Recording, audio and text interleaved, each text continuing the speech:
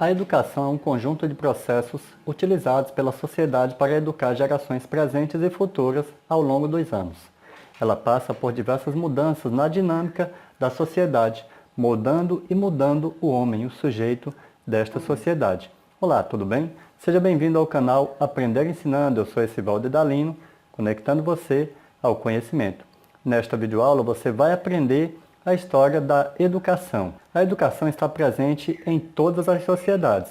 Ela muda o homem e pode ser utilizada como forma de dominação e também de libertação.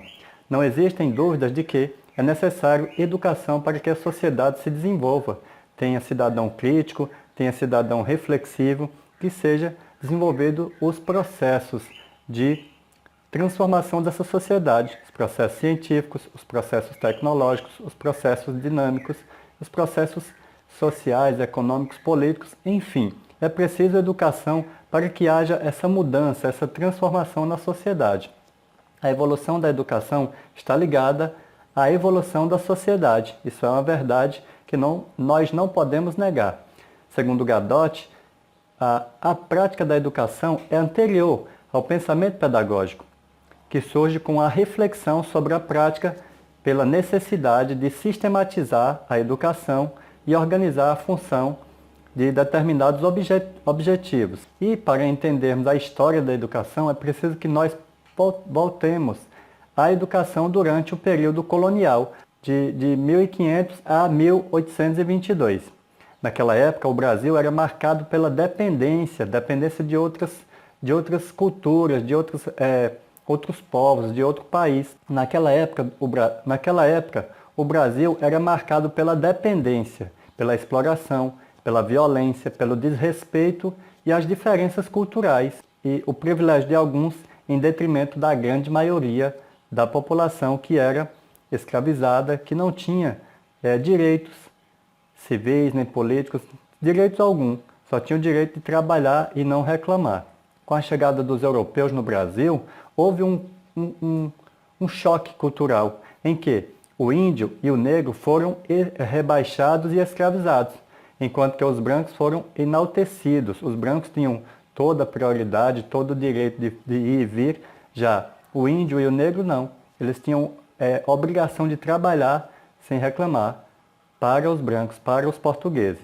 Iniciava-se aí a história da educação no Brasil, com a Companhia de Jesus pelos padres jesuítas, que tinha como missão educar e catequizar os índios, no intuito de domesticar os índios para que estes colaborassem na exploração do território nacional. Eles buscavam catequizar de forma que esses índios ficassem amigos, ficassem dóceis para poder trabalhar para os portugueses, para os brancos.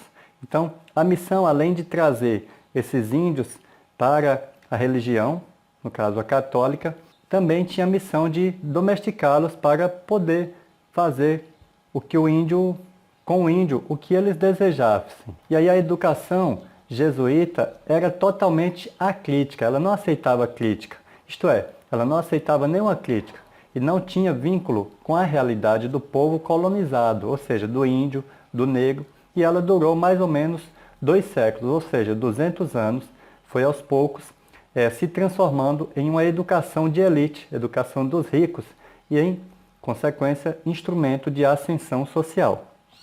Sabemos que até os dias atuais, a educação é um instrumento de ascensão social. Haja vista que o conhecimento transforma e modifica o ser humano. O sistema de ensino jesuítico, ou seja, o sistema de ensino naquela época dos padres jesuítas, apresentava uma rede organizada de escolas e uniformidade de ação pedagógica. Além das escolas de ler e de escrever, ele ministrava o ensino secundário e o ensino superior. Saindo da educação do Brasil colonial e vamos entrar na educação no período imperial, no período em que a família real veio para o Brasil, isto de 1822 a 1889. Com a chegada da família real em 1808, o Brasil apresentou desenvolvimento cultural considerável, mas o direito à educação permanecia restrito a alguns. Ou seja, aos brancos, aos ricos, com a vinda da família real e, mais adiante, a independência do Brasil em 1822.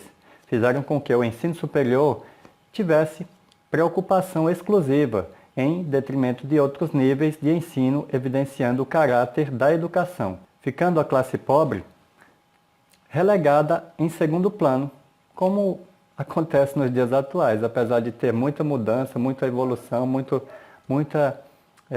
investimento em educação.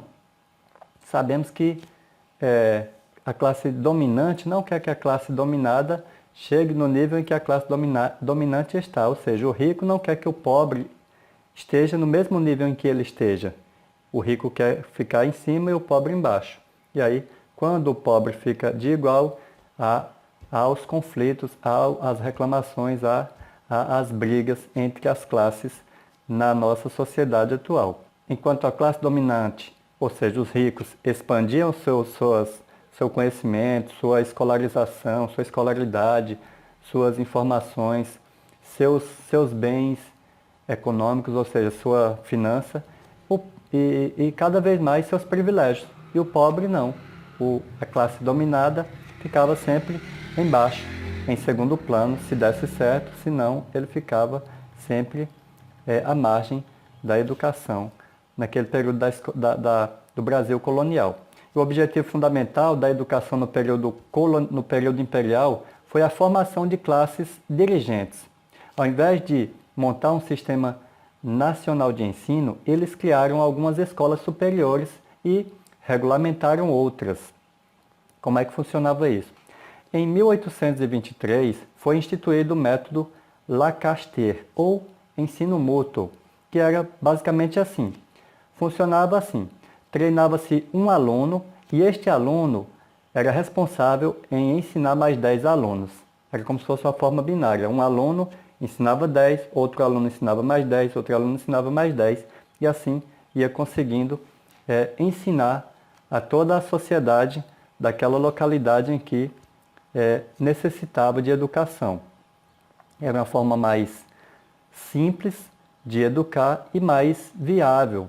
Haja vista que os professores, eles não tinham tanta facilidade em se formar, em aprender, como temos hoje em dia. Hoje em dia, na maioria das cidades, tem escolas, tem universidades, tem faculdades. Naquele tempo não era fácil como é hoje. Hoje só não estuda basicamente quem tem algum problema de saúde. E aí, pessoal, naquele tempo da Brasil Imperial, surgiu a primeira Constituição brasileira, que foi outorgada em 1824, que garantia apenas em seu artigo 179 a instrução primária e gratuita a todos os cidadãos. A instrução primária era gratuita para todos os cidadãos. Já a instrução secundária não era gratuita, e aí, basicamente, o sujeito que não tinha poderes aquisitivos, que não tinha dinheiro, parava ali na instrução primária, ou seja, no primário, né?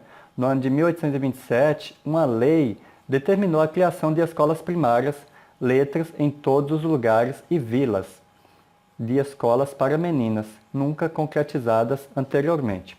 No contexto educacional, durante a Primeira República, em 1889 até 1930, o método educacional privilegiava a educação da elite, em detrimento da educação popular. É posto em questão, na Primeira República, as bases que erguiam as colunas da desigualdade social, em que, no cenário real, estava, de um lado, a classe pobre, sempre relegada, ou sempre excluída, e em segundo plano, já do outro lado, a classe dominante, expandindo cada vez mais seu saber, sua escolaridade, seu capital, e com vários e vários privilégios. O terceiro período, a educação após a Revolução de 1930, e aí seguindo de 1930 até 1937, 7 anos, portanto, a Revolução criou uma efervescência e ideologia, que operou importantes discussões e transformações no campo educacional.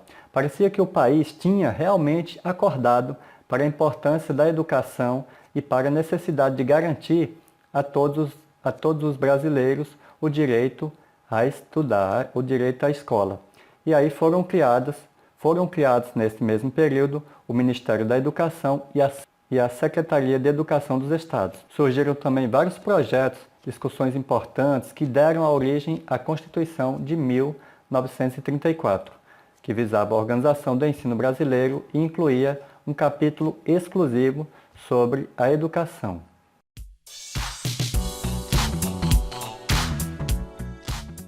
Antes de passar para outra parte do vídeo, eu gostaria de te pedir que nos ajude a te ajudar, clicando em gostei, compartilhando os vídeos, comentando os vídeos, se inscrevendo no canal se você não for inscrito ainda. Assim, saberemos que o conteúdo que estamos produzindo está te ajudando a aprender, e aí o YouTube entende que esse conteúdo é importante e compartilha com mais pessoas.